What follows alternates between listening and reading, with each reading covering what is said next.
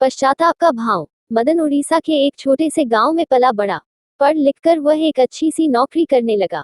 नौकरी में लगातार हुए प्रमोशन से उसे खूब तरक्की और शोहरत की प्राप्ति हुई। वह अब शहर में रहने लगा। वहां मदन को 11वीं मंजिल पर एक आलीशान फ्लैट कंपनी के द्वारा मिला। मदन अपनी पत्नी को एक बच्चे के साथ खूब ऐशो आराम से रहने लगा। कुछ समय बाद मदन के पिताजी उनसे मिलने शहर आए। उसके पिताजी बेहद ही वृद्ध और सरल, निश्चल स्वभाव के व्यक्ति थे। उन पर समय का प्रभाव स्पष्ट देखा जा सकता था। हाथ पैर काबू से बाहर हो गए थे, अर्थात ना चाहते हुए भी हाथ पैर हिलना, धुंधला दिखना आदि। मदन के पिताजी और वह उसकी पत्नी के कार्यस्थल पर जाने के बाद अपने पोते के साथ फ्लैट में दिन भर रहते और दोनों खूब बातें करते।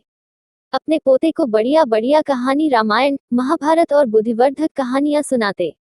पोता खूब मन लगाकर उन कहानियों को सुनता। उस नन्हे से पोते का नाम श्याम था।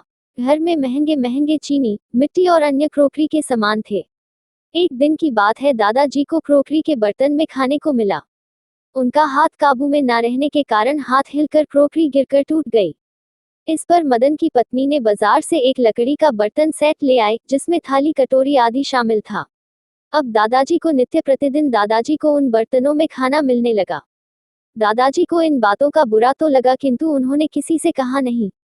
एक दिन श्याम खेल खेल में लकड़ी से कुछ बर्तन बना रहा था। इस पर मदन और उनकी पत्नी यानी कि श्याम के मम्मी पापा ने डांट लगाए और कारण पूछा कि यह क्या कर रहे हो।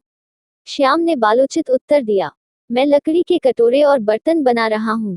इस पर श्याम के मम्मी पापा ने पूछा कि इसकी क्या आवश्यकता है, इसे क्यों बना रहे हो। श्याम ने जवाब दिया कि जब आप बूढ़े होंगे तो आपको इस बर्तन की जरूरत पड़ेगी, इसलिए बना रहा हूँ।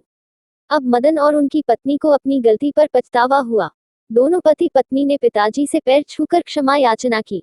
बड़े लोग स्वभाव के सरल होते हैं, अतः उनसे माफी मिलने में देरी नहीं होती।